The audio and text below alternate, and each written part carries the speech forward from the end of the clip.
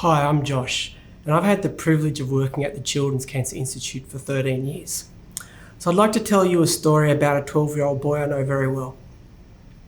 He was active and he loved playing sport, and he dreamed of playing soccer or cricket for Australia one day. And then out of nowhere, he collapsed while he was playing soccer. And the next day, he found himself lying in the oncology ward. And he looked at all these kids with no hair and he thought to himself, what on earth could be wrong with them? Little did he know he was going to be one of those kids. Now, I'm happy to say that after multiple surgeries, radiation and 2 years of chemotherapy, he was cured. But cancer did leave its mark on his life in the form of treatment toxicity, which has damaged normal cells, and it's affected his heart and lungs. And he's also had operations to remove his thyroid due to radiation toxicity.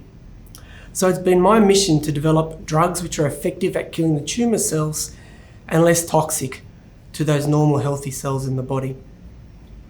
Now, many of you would be aware that the survival rates for childhood cancer are improving and can be up to 80%. But sadly, there are still kids that do not respond to treatment and their chances of survival are poor. As I just mentioned, a big problem for kids is having treatment toxicity, which causes damage to all their healthy cells in the body, and this limits their quality of life. Children diagnosed with brain cancer, they face a tough road, not only in terms of survival, but from suffering from this treatment toxicity, which can affect their learning, their memory, and their speech. And so why is this? Well, the brain has a natural protective barrier that's designed to keep toxic drugs or molecules away from the brain. And the barrier works very well, it does a good job at this. But the problem is, it's really hard to get chemotherapy drugs to the brain tumour cells. So as a consequence, we need to deliver higher concentrations of chemotherapy, hoping that we can get some of that drug to the brain tumour. But the problem is, chemotherapy isn't specific to just tumour cells. So it'll affect the liver, the kidneys, the heart and the lung, and cause damage to these cells. And this is a real problem for kids because many of those normal cells are still growing. So we want to change this.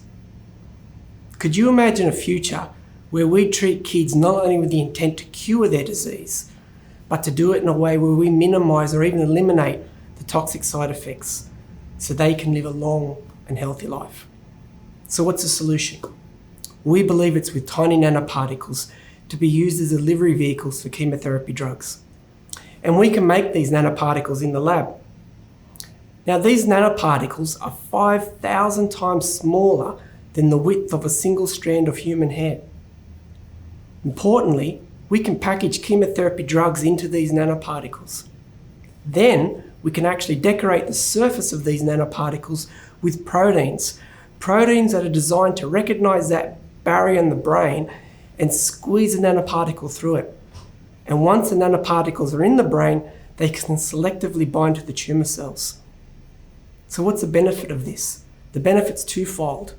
One, we'll get more chemotherapy drugs to the brain tumour cells so we can kill them, but importantly, we can minimise its interaction with those normal healthy cells so that we can reduce those toxic side effects for the kids. So one more thing I'd like to share with you.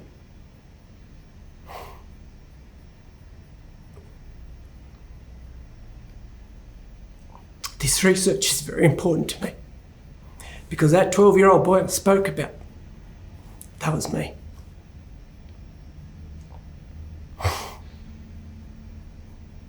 So I ask you for your help.